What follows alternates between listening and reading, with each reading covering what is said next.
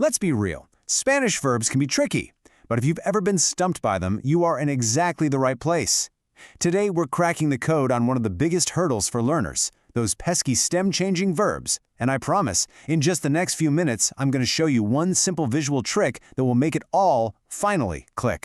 Okay, let's just dive right in. You learn a regular verb like hablar, and it all makes perfect sense, right? You take the stem, you add an O, you get hablo. Easy. But then you run into pensar, to think. And you'd think, okay, penso. But nope, you get pienso. So where on earth did that extra I come from? That's the exact puzzle we are solving today. You know, that mystery I in pienso isn't just some random fluke, it's actually part of a really predictable pattern. And the key to unlocking it all is knowing exactly which part of the verb is doing the changing. So first, let's quickly break down the anatomy of a Spanish verb. So think of it like this. Every verb has two parts. You've got the ending, that's your R, E, or IR, and then you've got the stem, or raíz in Spanish, which is basically everything else.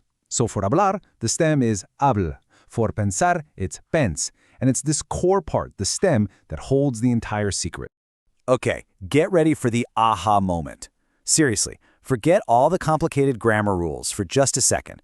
The single most important thing you need to remember for these verbs is a simple shape, a boot. Let's see what that actually looks like in action. Let's take the verb poder, which means to be able. The stem here is pod. Now I want you to watch what happens to that O when we conjugate it. For yo, tú, él, and ellos, it completely changes to UE. But look closely at nosotros and vosotros. The O stays exactly the same. Are you starting to see the pattern emerge? And here it is. This is the pattern. If you literally draw a line around all the forms that change, it looks just like a boot or maybe a high-top sneaker. The forms that are inside the boot, yo, tú, él, ella, and ellos, ellas, they all get the stem change. The two forms left outside the boot, nosotros and vosotros, do not change. It's that simple.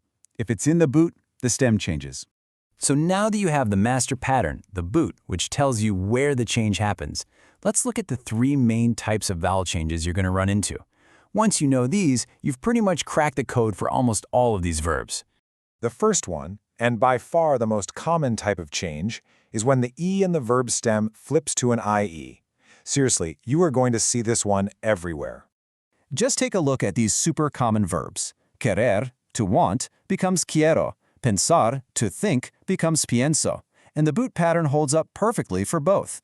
We want, queremos. That's outside the boot, so no change. But I want, quiero. That's inside the boot, so it changes. See? It works. Okay, the second major group is the one we already saw with poder. This is where the O that's in the stem changes to a UE. Some classic examples here are dormir, to sleep, which becomes duermo, and volver, to return, which becomes vuelvo. And again, the boot tells you everything you need to know. Dormimos, we sleep, no change. But ellos duermen, they sleep, that's in the boot, so that O becomes UE. The third category is a little more specific. This is when an E in the stem changes to just a single I. And here's the really crucial rule to remember. This change only happens in verbs that end in IR. For instance, pedir, to ask for, becomes pido, and servir, to serve, becomes sirvo. You wouldn't say siervo, you just say sirvo. It's a smaller, unique group, but it definitely includes some really important verbs you need to know. All right, you've got the boot pattern, and you know the three main changes. You're already like 90% of the way there. So now, let's just cover the fine print. A couple of key rules and exceptions that are going to make you a total pro. But why does the boot pattern even exist? Well, it's not magic, it's all about syllable stress. In the forms inside the boot, like pienso, the stress naturally falls on the stem.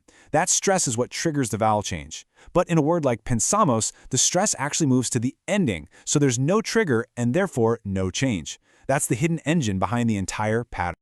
Now here's a fun one. The verb jugar, to play, is kind of in a class all by itself. It's the only verb in the entire Spanish language where the U in the stem changes to a UE.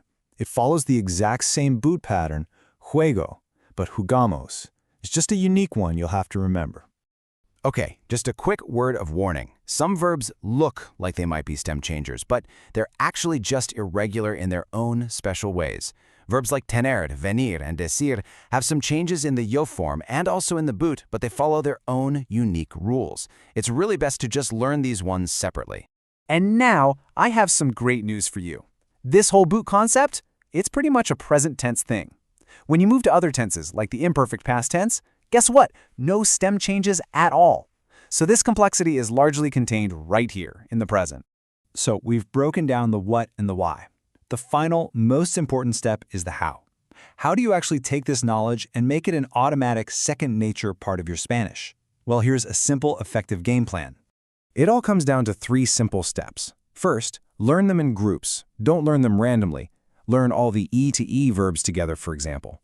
Second, every single time you conjugate one, consciously visualize that boot shape in your head. And third, master the big 4. Just focus on super common verbs like querer, poder, pedir, and dormir first.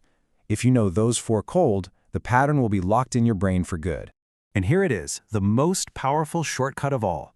From this day forward, whenever you learn a new verb, you don't have to guess if it's a stem changer. Just look up the yo form.